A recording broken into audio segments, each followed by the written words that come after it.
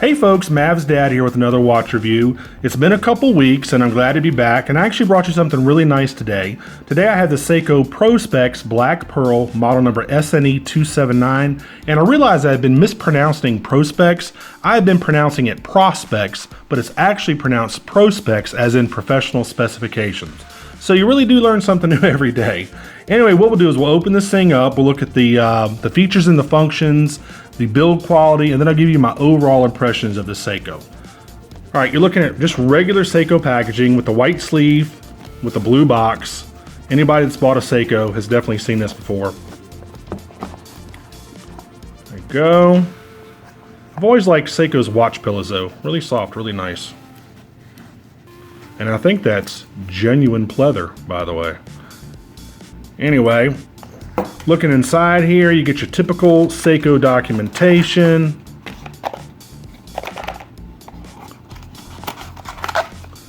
So you're looking at the warranty with your warranty card in the back here.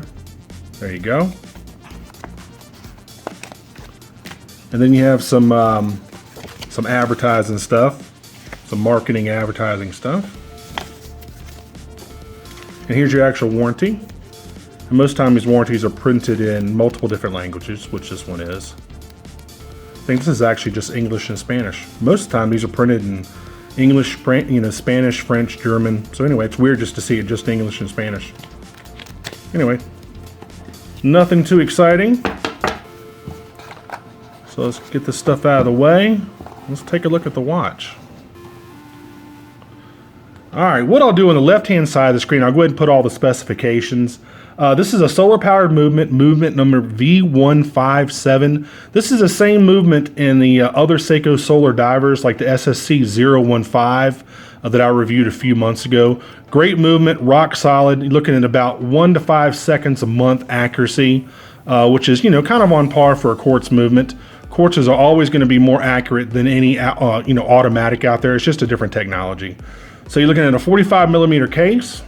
You have a 22 millimeter bracelet that tapers just a little bit from the case, and it's 15 millimeters thick. Okay. Looking at the other features, you're looking at 200 meters water resistant, which is 660 feet. You have LumiBrite on all the indexes, which is Seiko's proprietary luminescent paint.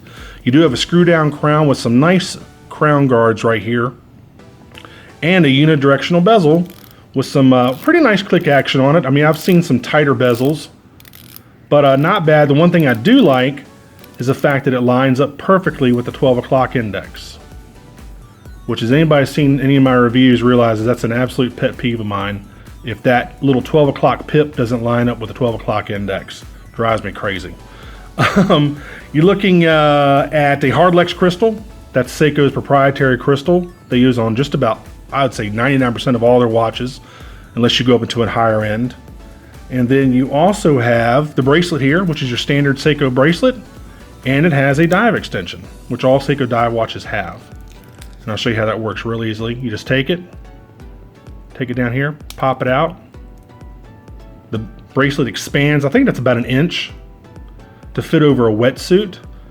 You take the hook, you hook it back over, and then you pop it back. And there you go. There's your dive extension. Like I said, typical Seiko bracelet, signed clasp.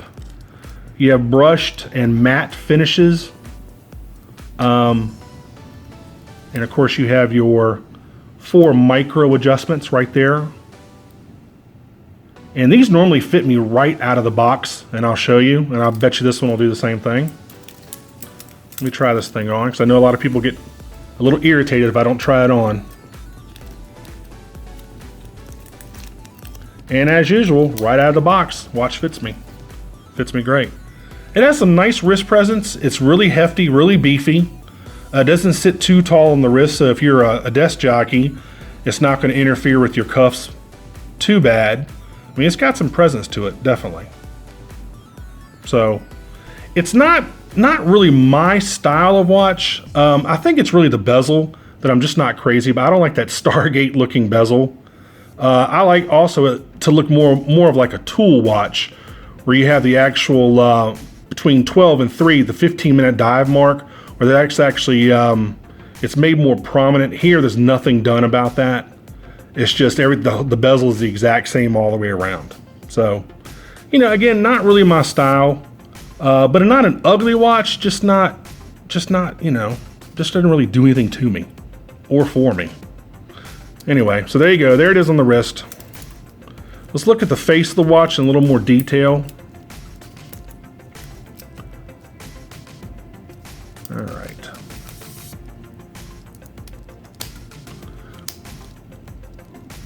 All right, on the face, and the reason why they call it the black pearl, because if you look, you can kind of see the watch face right there, kind of shimmering. It's a little bit different surface texture than the chapter rings, so it kind of gives the illusion of kind of like a black pearl inside the watch. That's why they call it the black pearl. Kind of a neat little effect. You do have raised indexes all the way around, obviously your hour, minute, and red second hand. You have the date feature at 3 o'clock, and I wish they would put some sort of bezel around this, because it's really, it doesn't stand out as well as I would like it to. They need to kind of announce it more. They have a few Casio watches that have the day and date function, and those things are really large and really legible, and I wish Seiko would do that, and I've said this in numerous videos. I wish they would make these date windows larger. But anyway, that's up to Seiko. So you can see a lot of polished surfaces. The case is nicely polished. You can see the kind of the brushed or matte finishes right there. Not too bad. Now, one thing about this that kind of surprised me, this is actually, like I said, a Seiko Prospex model, but there's no Prospex branding anywhere on the watch, either on the watch face or on the case back. All you see is just the normal Seiko Tsunami logo. I mean, there's no Seiko Prospex branding anywhere on the watch. And what I'm thinking is this came out as a 2013 model, and I think Seiko just decided to make it part of the Prospex line. I'm not quite sure, but you know, Prospex is kind of like their mid to upper level grade watch, and you're going to spend a little bit more for a Prospex watch for sure. So I think they want to put that branding, you know, kind of for people to kind of be proud of their watch. I mean, it's Seiko Prospex line is really nice watches, and I'm a little shocked that they don't have any, like I said, any branding. There's no Seiko Prospex logo anywhere on the watch, anywhere on the watch box, anywhere on the back, on the case back, nowhere. Anyway, not quite sure why they did that, but they did it. Anyway, you have a Hardlex crystal, which is Seiko's proprietary crystal, and I think I already told you about the Lumibrite, or maybe I didn't. Seiko's proprietary luminescent paint on all the indexes. I mean, this is typical Seiko watch fare. Whenever you're buying a watch in this price range with Seiko, you're going to get these features: Hardlex crystal, screw down crown, 200 meters water resistant, you know, Lumibrite for the paint. You're gonna get the dive extension if it's a dive watch. I mean, this is typical Seiko, tried and true. This is their tried and true formula for a great watch, for a great, inexpensive, not to be confused with the word cheap, inexpensive, very well built diving watch. I mean, I like it. It's just not my personal style. I mean, I like all the features and functions because I've become so accustomed to them from Seiko. But it's just boring to, I'll go ahead and say it, guys. It's just boring. To me, it's a boring watch. I like a little more of a tool look to it. I don't know. It just doesn't do anything for me. I don't know. Anyway, so there you go. If you like this video, please click on like. If you want to subscribe to my channel, please subscribe. I'll go ahead and put a little reminder in the lower right-hand corner for you to do that. And if you want to have any, you know, leave any comments or any questions, please put those in the comments section, and I'll be sure to answer all those questions for you or address your comments, whatever you want to say. And again, it's just, I mean, it's just okay. I mean, it's very well built, don't get me wrong, but to me, I mean, it's just, I don't know, it's like a minivan. You know, you can use it, but it doesn't excite you. So there you go. This is the minivan of watches. Nah, it's not that bad. It's just, you know, again, not my personal taste. But I mean, I love Seiko as a brand, and they have a lot of really cool watches. This just isn't one of them, guys. So anyway, so please don't send me any you know, hateful comments if you totally disagree and you love this watch, because, you know, you're absolutely entitled to your opinion. But you know, this is just not going to get any second looks on the wrist. That's for sure.